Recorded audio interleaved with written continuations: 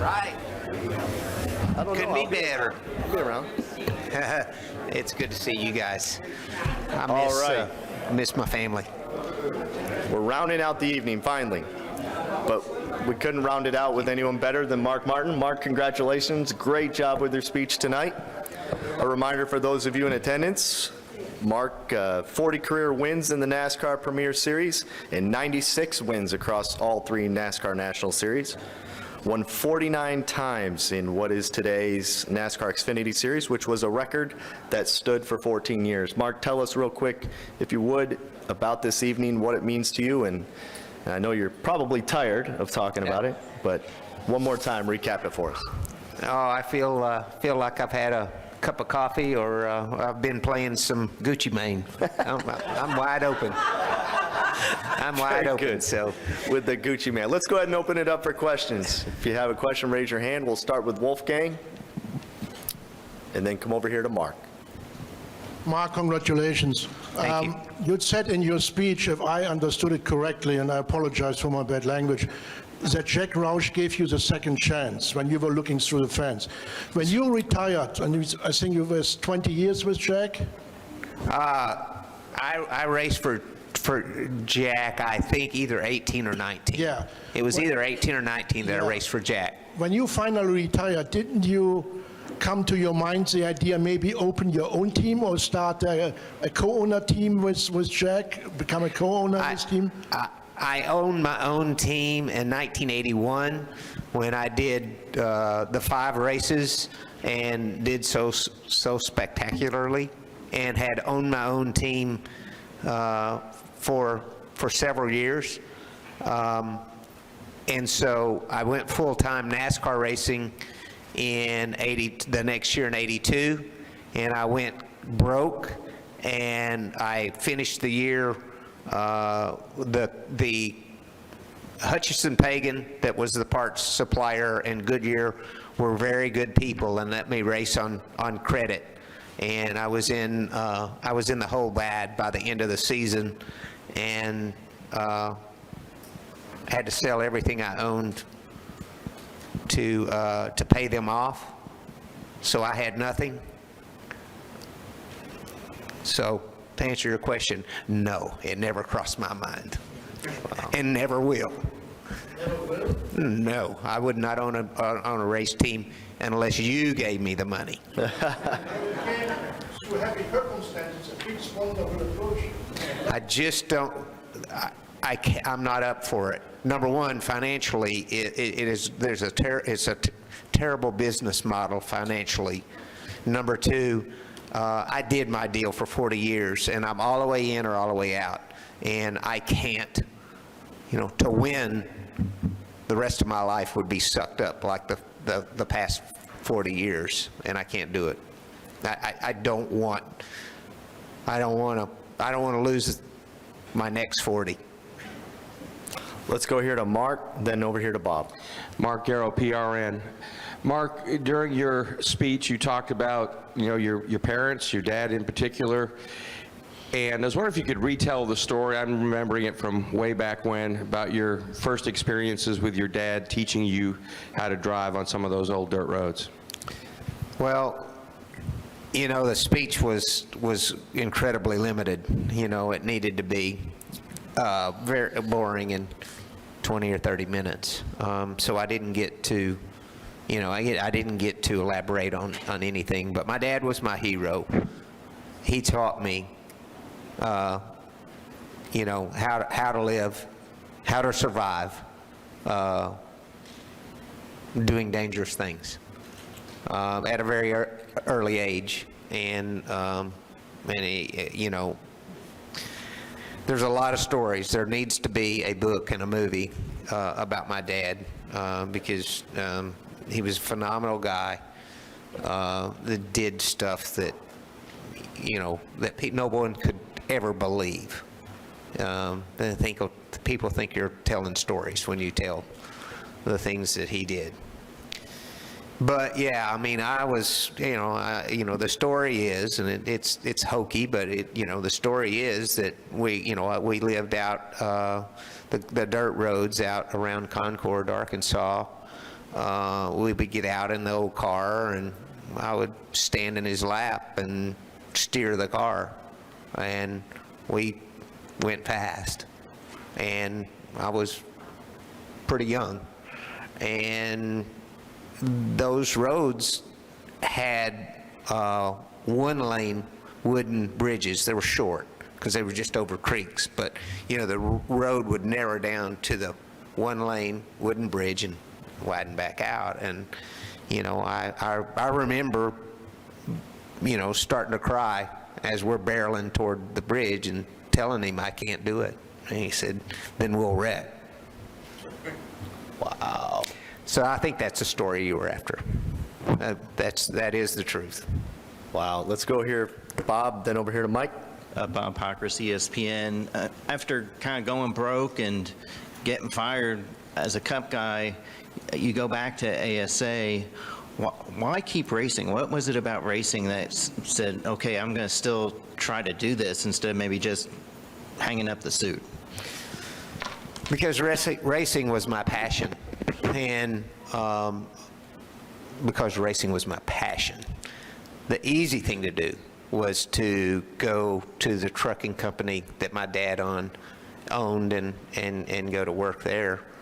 I had no interest in that trucking company. The only thing I knew was racing. So yeah, it was really, really difficult. And I found an owner that was willing to build two ASA cars. And Ron Neal from Prototype was willing to put motors in them again. But the days of free cars were over. That's what Ray had told me at that time. So that's how far down I was.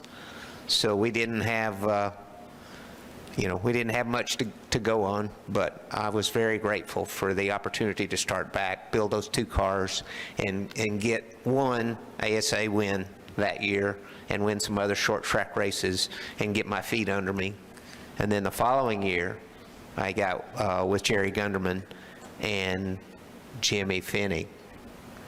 And though we didn't win the championship, we won some races, bunch of races, and did really well. And then the next year we won the championship, and Jimmy got offers to drive, or Bobby Allison was after Jimmy to come crew chief his Cup car.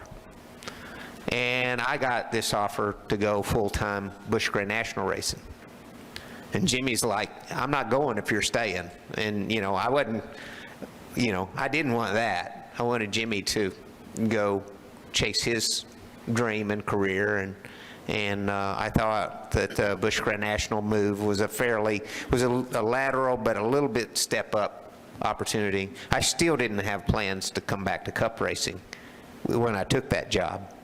But we won, by May, we won our first race. So the phone started ringing from Cup guys, and obviously, I would entertain, but my heart was not set on coming back to Cup racing. It was set on establishing a solid career that I had a family, that I had to support, and I needed a solid career, and that's what I was doing. Jack Roush came along, and there the second chance was. Let's go over here to Mike, then Kenny. Mike Embry, USA Today. Mark, you've talked a lot of times about how driven you always were. It seemed like a lot of times when you would win races, your emotions were more relief than joy in a lot of ways, because you're already thinking about Monday and what we're going to do next. Was that essentially always the case for you through your last years in racing, or did you get to a point where you could really sort of relax with a win and enjoy it?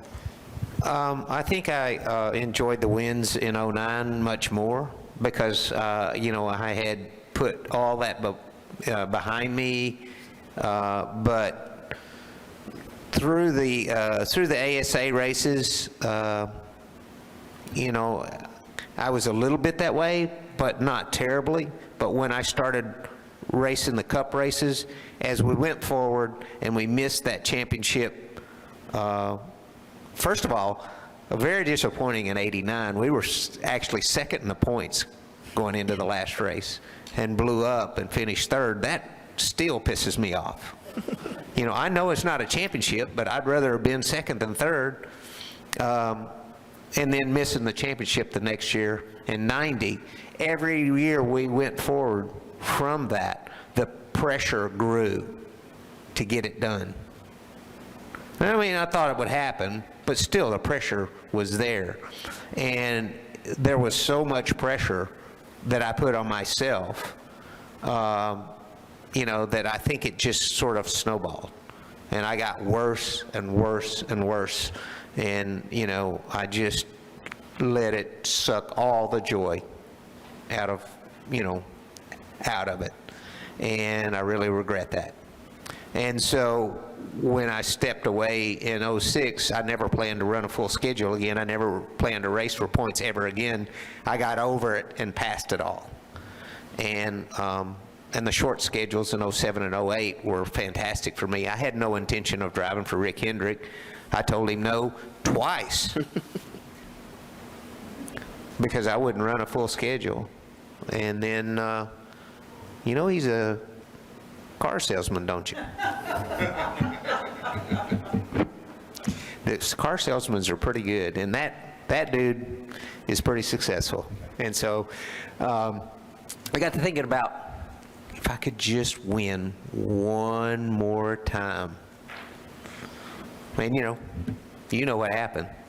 It was magical. And I never cared all year long about the championship. I mean, it did not faze me.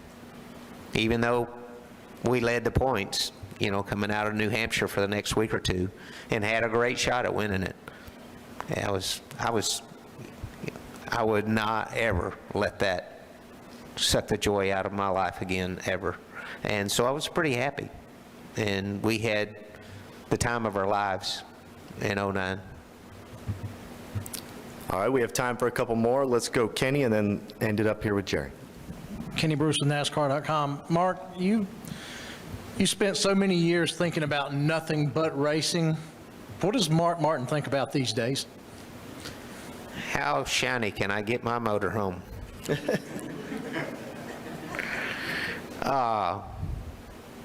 I got to get that trash and take it out.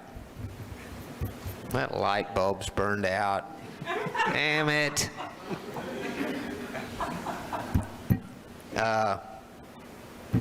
You know I'm not an electrician, but that damn outlet don't work, and I'm going to fix it because it's too much trouble to get a real electrician out here. So hopefully I don't get my hair curled doing this. And, I just do all the things that I used to pay people to do. I still go like hell every day. That's the same on me, but I just really enjoy not not having that laser focus. I'm still focused. Don't get me wrong, and I'm still OCD, and I still run wide open. I just, and I'm still odd about how I want things and all that. I'm still that same guy, but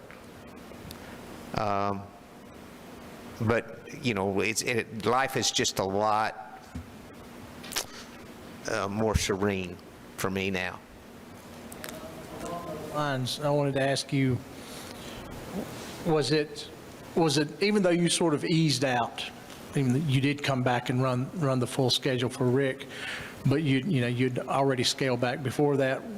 Initially, was it a difficult transition for you when you weren't going to the track any at all? No, it wasn't. I never missed it and have never missed driving the race car. For the whole entire 3 years, I've never once missed driving the race car. I've missed the people. I missed, you guys, I've missed the garage, and I've missed the fans, but especially the garage and you guys, because, y'all were family for so long. But I liked racing from the very start because I was good at it. I'm talking about when I was 15 years old. I didn't like racing because I liked driving, and I never I never gave a flip about driving a car fast. I hated testing. Hated it. I didn't drive race cars for the joy of going fast, man. It was to see that scoreboard, that car at the top of the scoreboard. And that's one thing that is really strange, because that's the one thing about it that I know I'll never experience that feeling again. But when I stepped out of that car after every practice and saw that number at the top of the scoreboard, or, after qualifying, or if I was really lucky after a race sometime, that I can't describe to you what that meant to me. And I'm done giving what it takes to do that, so I care zero about going and driving a race car, or testing a race car, or driving a car fast. I come drive this Ferrari at the test track. Why? That's not what I do anymore. I'm really competitive, and I was pretty dang good at what I was, but what I did for a long time. But with me, if I ain't gonna do it right, I ain't gonna do it, and I can't do it right anymore. I did everything I could to extend my career as long as I could, and when I was done, I was done, and I have missed it, and I'm so blessed, because I know people that do. But that doesn't mean that, it didn't take me time to figure out my passion. And you ask me what my passion is, and I give you no really good answer. But my passion is I get up and go like hell every day, and that's it. And I'm excited and happy about every day, and the opportunities I have to spend time with family, or do the things I do, or make somebody happy, or whatever it might be. I embrace every day with great enthusiasm, like I did from 07, the last 8 years I raced, or whatever it was, after I put those points behind me in 06, I was a different guy at the racetrack.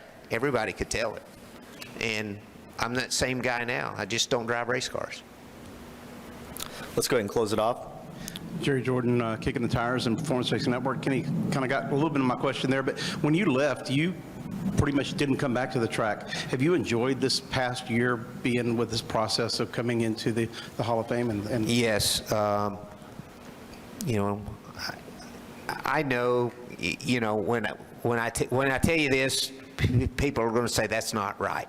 But it doesn't matter what's right or what's not.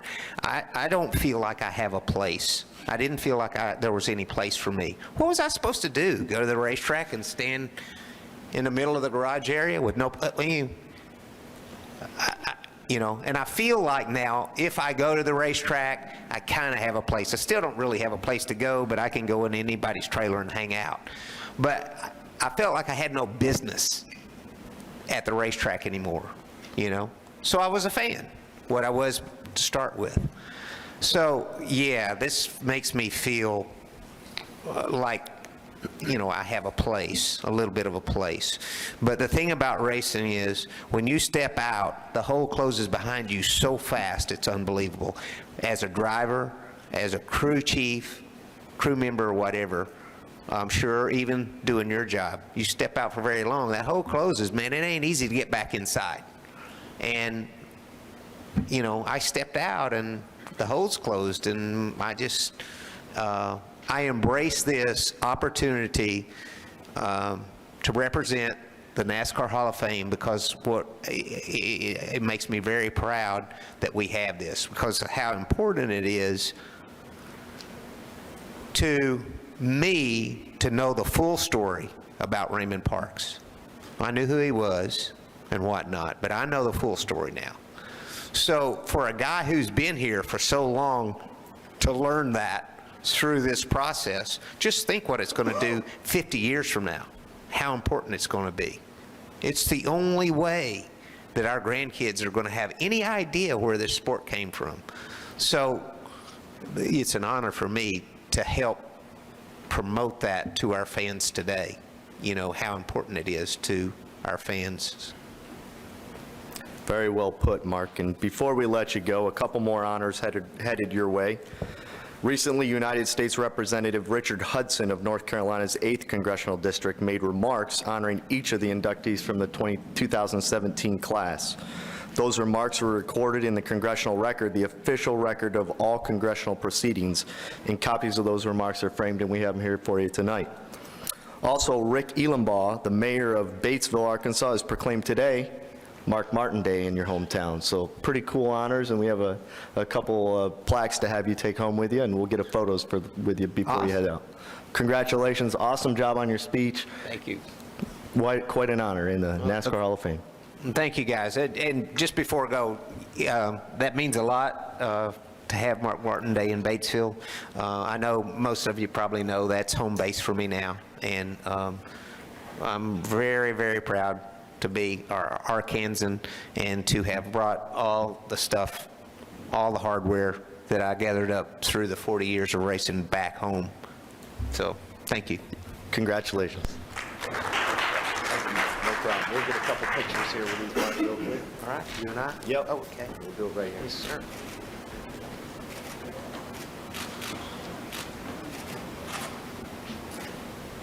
Good? All right. Here you go, Mike. One more here. Yep, I'm sorry.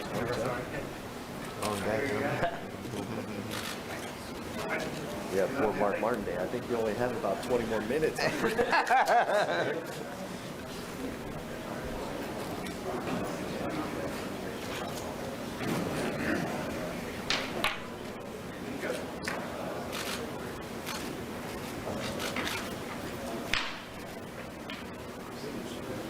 You good? All right, congratulations, Mark. Have a good one, pal.